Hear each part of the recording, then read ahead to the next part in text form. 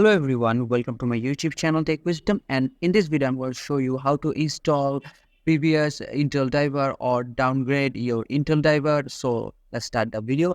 First of all, right right click on the start button here and go to device manager,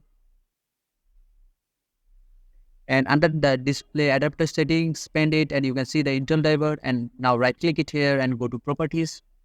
And now go to driver here, and here you can see rollback driver. That means you can downgrade your driver if this is not a clickable option on your computer. Now just go to update driver here and select browse my computer and select let me pick from the list, and here you can see the previous version, and just all you have to do is just install it.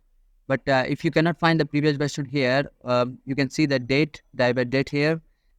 Copy it and search it on the Intel website and download the previous date version of the drivers. In that way, you can downgrade your drivers. So this is the video. I hope this is a helpful video for you, and I will catch you guys in the next video.